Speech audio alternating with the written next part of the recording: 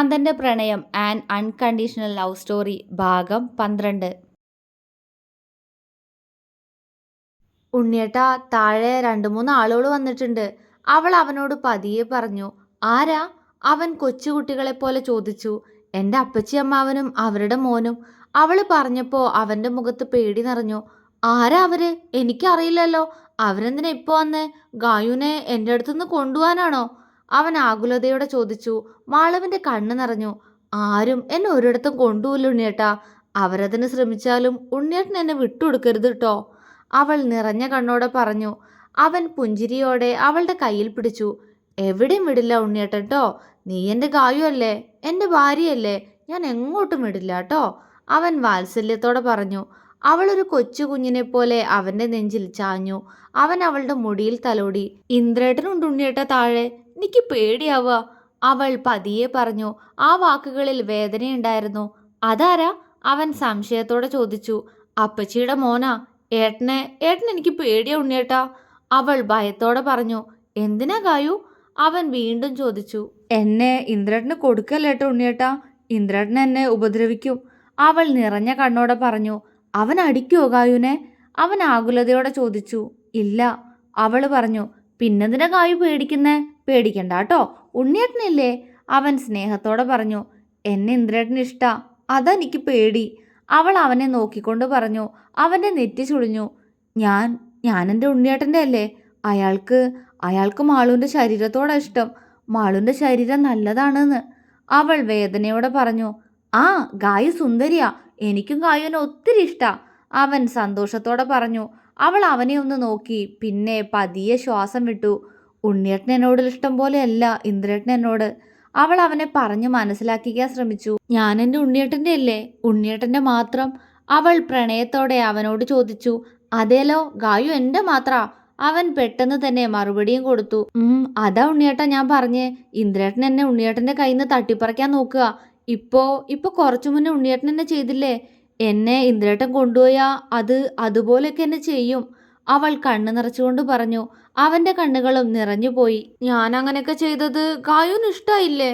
ഉണ്ണിയേട്ടനോട് ദേഷ്യായോ? ഉണ്ണിയേട്ടൻ ഇഷ്ടം കൊണ്ട് ചെയ്തതാ, അവന്റെ മുഖം താഴ്ന്നു. അവൾ അവനെ മിഴിച്ചു നോക്കി. താൻ പറഞ്ഞതിന്റെ അർത്ഥം അവൻ അങ്ങനെയാണോ മനസ്സിലാക്കിയതെന്നോർത്ത് അവൾക്ക് വേദന തോന്നി. അവൾ അവന്റെ മുഖം പിടിച്ചുയർത്തി. അവൻ നിറഞ്ഞ കണ്ണോടെ അവളെ നോക്കി. മാളു പ്രണയത്തോടെ അവന്റെ ചുണ്ടിൽ അരുമയായി ചുംബിച്ചു. വിനോദിന്റെ മുഖം വിടർന്നുപോയി. മാളു അവനെ നോക്കി ചിരിച്ചു. എനിക്കും ഇഷ്ടമുള്ളതുകൊണ്ടാ ഞാനും ഉണ്ണിയേട്ടനെ അങ്ങനെയൊക്കെ ചെയ്തേ. എൻ്റെ ഉണ്ണിയേട്ടനല്ലേ, പക്ഷേ ഉണ്ണിയേട്ടൻ മാത്രം എന്നെ അങ്ങനെ ചെയ്താൽ മതി, അവൾ പ്രണയത്തോടെ പറഞ്ഞു. അതെ, ഗായുൻ്റെ ഉണ്ണിയേട്ടനാ, ഉണ്ണിയേട്ടൻ മാത്രമേ ഗായുവിനെ ഉമ്മയ്ക്കൂ, എൻ്റെ ഗായു, അവൻ പറഞ്ഞുകൊണ്ട് അവളുടെ ചുണ്ടിലേക്ക് അടുത്തു വന്നു. അവൾ പെട്ടെന്ന് അവനെ തടഞ്ഞു. അവൻ അവളെ എന്താ എന്ന പോലെ സംശയത്തോടെ നോക്കി. പിന്നെ മതി, അവൾ നാണത്തോടെ പറഞ്ഞു. വിനോദ് ചിരിച്ചു.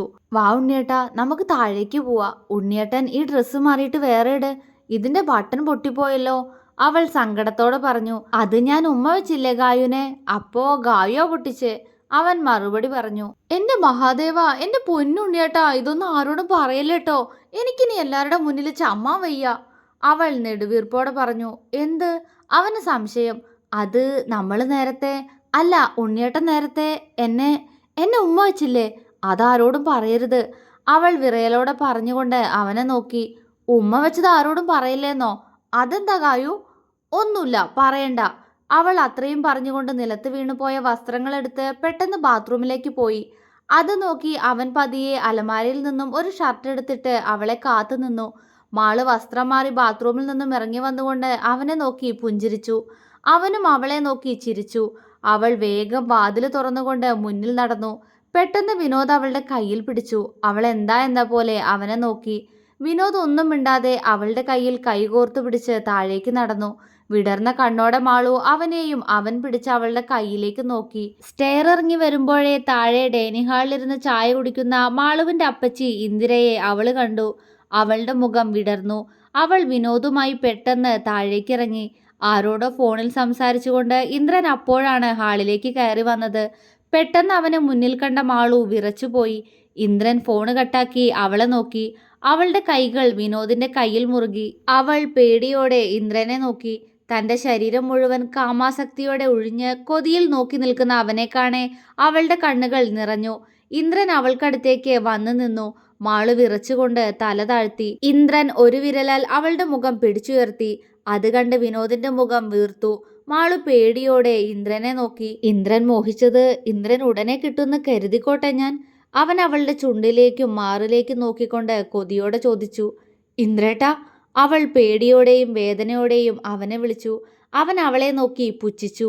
ഈ ഭ്രാന്തന് നിന്നെ ഒരിക്കലും സുഖിപ്പിക്കാൻ കഴിയില്ല മാളു. അതുകൊണ്ടല്ലേ ഞങ്ങള് ഇതുപോലൊരുത്തനെ കൊണ്ട് തന്നെ നിന്നെ കെട്ടിച്ച്. അവൻ പതിയെ അവളോട് പറഞ്ഞു. അവൾ പകപ്പോടെ അവനെ നോക്കി.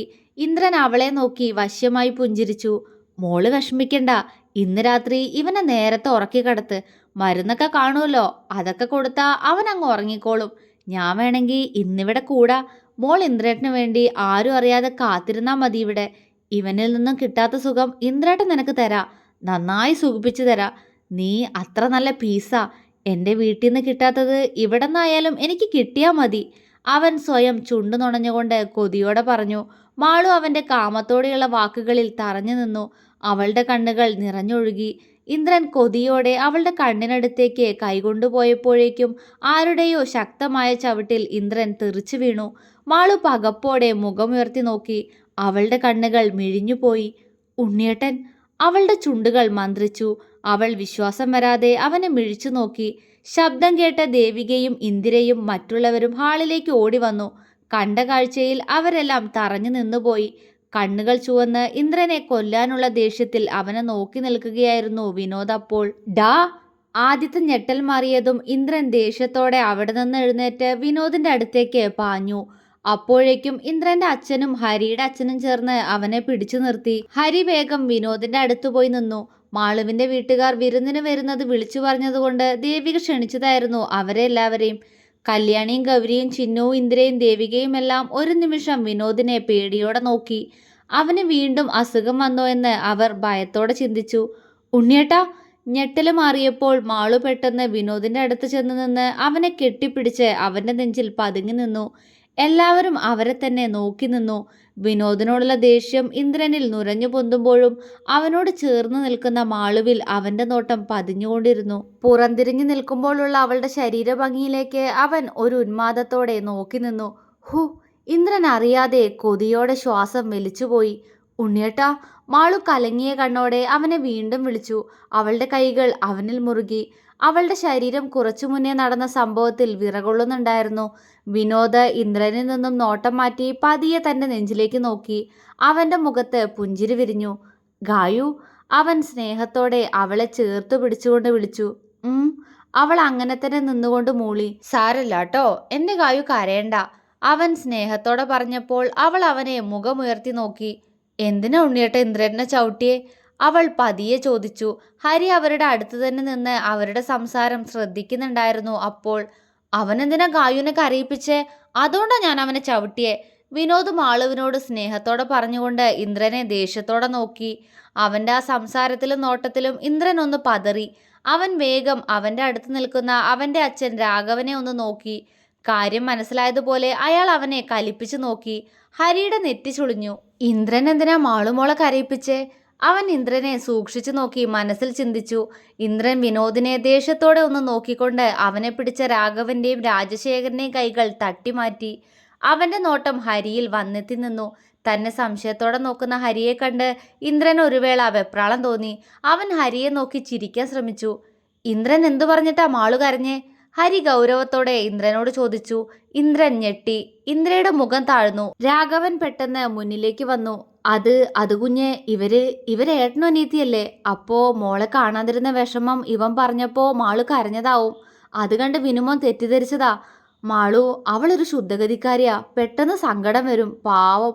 രാഘവൻ ഉള്ളിലെ കുടിലത മറച്ചു വെച്ച് മാളുവിനെ കുറിച്ച് സ്നേഹത്തോടെ പറഞ്ഞു. മാളുവിന്റെ ചുണ്ടിൽ പുച്ഛം നിറഞ്ഞു. സ്വന്തം മകനു വേണ്ടി മകളായി കാണേണ്ടവളെ കൂട്ടിക്കൊടുക്കാൻ നടക്കുന്ന അച്ഛൻ. അവളുടെ കണ്ണിൽ അവരെക്കുറിച്ച് ഓർക്കെ ദേഷ്യം നിറഞ്ഞെങ്കിലും ആ പാവം പെണ്ണ് അവർക്കെല്ലാം മുന്നിൽ നിസ്സഹായായിരുന്നു. അവൾ വിനോദിൽ നിന്ന് അകലാതെ അങ്ങനെ തന്നെ നിന്നു. എന്നാൽ ഈ നേരം അത്രയും ഗൗരിയും കല്യാണിയും മാളുവിനെ ദേഷ്യത്തോടെ നോക്കി നിൽക്കുകയായിരുന്നു. വിനോദിന്റെ നെഞ്ചോട് ചേർന്ന് നിൽക്കുന്ന മാളുവിനെ കാണെ ഗൗരി ദേഷ്യത്തോടെ പല്ലുകൾ ഇറുമ്മി. രാഘവൻ അത്രയും പറഞ്ഞിട്ടും ഹരി വിശ്വാസം വരാത്തതുപോലെ അവരെ രണ്ടാളെയും സൂക്ഷിച്ചു നോക്കി. അത് പോട്ടെ ഹരി, ഇവരിപ്പോ നമ്മുടെ ഗസ്റ്റാ. ഹരിയുടെ മുഖഭാവം ശ്രദ്ധിച്ച രാജശേഖരൻ പറഞ്ഞു. അച്ഛാ, ഹരി മൂളിക്കൊണ്ട് പറഞ്ഞു. ഗായു, നമുക്ക് റൂമിലേക്ക് പോവാ, നമുക്ക് പോയി കെട്ടിപ്പിടിച്ച് ഉറങ്ങാം. പെട്ടെന്നാണ് വിനോദ് അത് ചോദിച്ചത്. മാളു പകപ്പോടെ അവരിൽ നിന്നും അകന്ന് മറ്റുള്ളവരെ നോക്കി. എല്ലാവരും അവരെ അന്തം വിട്ട് നോക്കുകയായിരുന്നു. ചിന്നുവിൻ്റെയും ഹരിയുടെയും ദേവികയുടെയും ചുണ്ടിൽ മാത്രം ഒരു കള്ളച്ചിരിയുണ്ട്. മാളുവിനാകെ ചമ്മല് തോന്നി. ഇന്ദ്രൻ അവളോട് സംസാരിച്ചതും അവളെ വാക്കാൽ നോവിച്ചതും അവൾ ആ നിമിഷം മറന്നുപോയി. ആ നിമിഷം അവളുടെ ഉള്ളിൽ അവളുടെ ഉണ്ണിയേട്ടൻ മാത്രമായിരുന്നു. ഉണ്ണിയേട്ടാ, അത് പിന്നെ നമ്മളിപ്പോൾ ഇങ്ങോട്ട് വന്നതല്ലേ ഉള്ളൂ, നമുക്ക് ഭക്ഷണം കഴിച്ചിട്ട് പോവാ. അവൾ അവനോട് സ്നേഹത്തോടെ പറഞ്ഞപ്പോൾ അവൻ തലകുലുക്കി. എല്ലാവരും വരൂ, ഞാൻ കഴിക്കാനെടുക്കാം. ദേവിക അത്രയും പറഞ്ഞുകൊണ്ട് പെട്ടെന്ന് അടുക്കളയിലേക്ക് നടന്നു. സുമതി അടുക്കള ഭാഗത്ത് നിന്ന് അവിടെ നടന്ന കാര്യങ്ങളെല്ലാം കണ്ടിരുന്നു. വാ ഉണ്ണിയേട്ടാ, നമുക്ക് കഴിക്കാം. അവനോട് അത്രയും പറഞ്ഞുകൊണ്ട് മാളു മുന്നോട്ട് നടന്നു. ചിന്നു പെട്ടെന്ന് അവൾക്കൊപ്പം വന്ന് അവളോട് കുസൃതിയോടെ ഓരോന്ന് ചോദിക്കാൻ തുടങ്ങിയിരുന്നു. ഹരി, രാജശേഖരനും ഹരിയുടെ അമ്മ പവിത്രയും കല്യാണിയും ഡൈനിങ് ഹാളിലേക്ക് നടന്നു. മുന്നിൽ നടക്കുന്ന മാളുവിനെ നോക്കി പല്ല് കടിച്ചുകൊണ്ട് ഗൗരിയും അങ്ങോട്ട് നടന്നു. വിനോദ് മാളു പോകുന്നത് കണ്ട് അവൾക്കൊപ്പം പോകാൻ തുടങ്ങിയപ്പോഴേക്കും ഇന്ദ്രൻ അവനെ ഒരു കൈവച്ച് തടഞ്ഞു. വിനോദ് അവനെ ദേഷ്യത്തോടെ നോക്കി. എന്താടാ, മാറിപ്പോ, വിനോദ് ദേഷ്യത്തോടെ പറഞ്ഞു. ഇന്ദ്രൻ ദേഷ്യത്തോടെ അവനെ നോക്കി. നീ ഇന്ന് ആരെ ചവിട്ടിയെന്ന് നിനക്കറിയില്ല, വെറുതെ വിടില്ല ഞാൻ നിന്നെ, ഇന്ദ്രൻ പകയോടെ അവനോട് പറഞ്ഞു. എൻ്റെ ഗായുവിനെ കരയിപ്പിച്ചാൽ നിന്നെ ഞാൻ ഇനിയും ചവിട്ടും. ചവിട്ട മാത്രമല്ല, കടിക്കും ഞാൻ നിന്നെ, അടിക്കും ചെയ്യും. വിനോദ് പല്ല് കടിച്ചു. വിനോദിന്റെ പെട്ടെന്നുള്ള ദേഷ്യത്തിൽ ഇന്ദ്രന് പേടി തോന്നിയെങ്കിലും അവൻ അത് പുറമേ കാണിക്കാതെ വിനോദിനെ പുച്ഛത്തോടെ നോക്കി. ആഹാ, നീയാള് കൊള്ളാലോടെ ചെക്ക, അവൻ്റെ ഒരു ഗായു. ഇന്ദ്രൻ പുച്ഛിച്ചു. വിനോദിന്റെ കൈമുഷ്ടി ദേഷ്യത്താൽ ചുരുണ്ടു. എൻ്റെ ഗായു തന്നെയാ, വിനോദ് വാശിയോടെ പറഞ്ഞു. ഇന്ദ്രൻ അവനെ നോക്കി ക്രൂരമായി ചിരിച്ചു.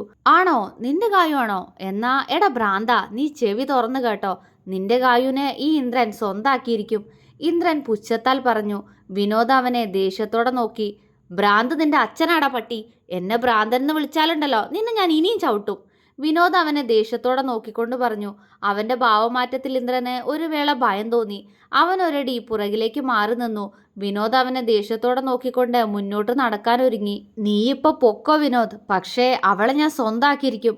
പക്ഷെ നിനക്കവളെ അത്രയ്ക്കിഷ്ടാണെങ്കിൽ നിന്നിൽ നിന്ന് ഞാൻ അവളെ അകറ്റില്ല കേട്ടോ, വശ്യമായ പുഞ്ചിരിയോടെ ഇന്ദ്രൻ പറഞ്ഞപ്പോൾ വിനോദ് അവനെ തിരിഞ്ഞു നോക്കി. ആന്ന് സത്യം, അവളെ നീ തന്നെ എടുത്തോ, പക്ഷേ നിന്റെ പെണ്ണിന്റെ ആ ശരീരം കണ്ടോ, ഉഫ്, അത് എൻ്റെ ഉറക്കം കളയാൻ തുടങ്ങിയിട്ട് വർഷം കുറെ ആയടാ മോനെ. അതുകൊണ്ട് അവളുടെ ആ സുന്ദരമായ ശരീരം എനിക്കൊരു തവണയെങ്കിലും രുചിക്കണം, അവളുടെ ചുണ്ടിൽ ചുംബിക്കണം. അങ്ങനെ അങ്ങനെ ആ ശരീരം മൊത്തം ഞാനൊരു തവണയെങ്കിലും എല്ലാ അർത്ഥത്തിലും എടുത്തിട്ട് അവളെ ഞാൻ നിനക്ക് തന്നേക്കാം, എൻ്റെ എച്ചിലായിട്ട്, ഇന്ദ്രൻ പുച്ഛത്തോടെ വിനോദിനോട് പറഞ്ഞു. വിനോദിന് നേരത്തെ മാളു റൂമിൽ നിന്ന് അവനോട് പറഞ്ഞത് ഓർമ്മ വന്നു. ഇന്ദ്രേട്ടൻ എന്നെ ഉണ്ണിയേട്ടൻ്റെ കയ്യിൽ നിന്ന് തട്ടിപ്പറിക്കാൻ നോക്കുക. ഇപ്പൊ കുറച്ചു മുന്നേ ഉണ്ണിയേട്ടൻ എന്നെ ചെയ്തില്ലേ, എന്നെ ഇന്ദ്രേട്ടൻ കൊണ്ടുപോയാ അതുപോലൊക്കെ എന്നെ ചെയ്യും, അവൾ കണ്ണു നിറച്ചുകൊണ്ട് അവനോട് പറഞ്ഞു. ഗായുവിനെ അവൻ ചുംബിക്കുമെന്നും അവൻ ചെയ്തതുപോലെയെല്ലാം ഇന്ദ്രൻ അവളെ ചെയ്യുമെന്നുമാണ് ഇന്ദ്രൻ പറഞ്ഞതെന്ന് വിനോദിന് മനസ്സിലായി. എടാ, വിനോദ് ദേഷ്യത്തോടെ വിളിച്ചുകൊണ്ട് അവന്റെ കവിളിൽ ആഞ്ഞടിച്ചു. അപ്രതീക്ഷിതമായ അടിയിൽ ഇന്ദ്രന്റെ മുഖം ഒരു വശത്തേക്ക് കോടിപ്പോയി. അവൻ പകപ്പോടെ വിനോദിനെ നോക്കി. ഇന്ദ്രനെ ദേഷ്യത്തോടെ നോക്കി കിതയ്ക്കുകയായിരുന്നു വിനോദ്. അപ്പോൾ ഇന്ദ്രന് പേടി തോന്നി. ഗായു എന്റെയാ, എൻ്റെ മാത്രം, നിനക്ക് തരില്ല, ആർക്കും തരില്ല ഞാൻ, എന്റെയാ ഗായു, അവളെ നീ തൊട്ടാ ഞാൻ നിന്നെ കൊന്നിരിക്കും, നോക്കിക്കോ, വിനോദ് കണ്ണിൽ നിറഞ്ഞ ക്രൂരതയോടെ പറഞ്ഞു. അവന്റെ കണ്ണിൽ നിറഞ്ഞ ആ ഭാവത്തിലേക്ക് ഭയത്തോടെ ഇന്ദ്രൻ നോക്കി നിന്നു. ഉണ്ണിയേട്ടാ, എന്താ അവിടെ തന്നെ നിൽക്കുന്നേ, വാ ഇങ്ങോട്ട്. പെട്ടെന്നാണ് ഡൈനിങ് ഹാളിൽ നിന്ന് മാളു അങ്ങോട്ട് വന്നത്. അവളെ കണ്ട വിനോദ് ഇന്ദ്രനെ ഒന്നുകൂടി നോക്കി മാളുവിന്റെ അടുത്തേക്ക് ചിരിയോടെ നടന്നു. ഇന്ദ്രന്റെ ശരീരം ഭയത്താൽ വിറച്ചു. വിനോദ്, അവന് ഭ്രാന്തില്ലേ? ഇന്ദ്രൻ അവൻ പോയ വഴിയെ നോക്കി ഭയത്തോടെ ചിന്തിച്ചു. തുടരും.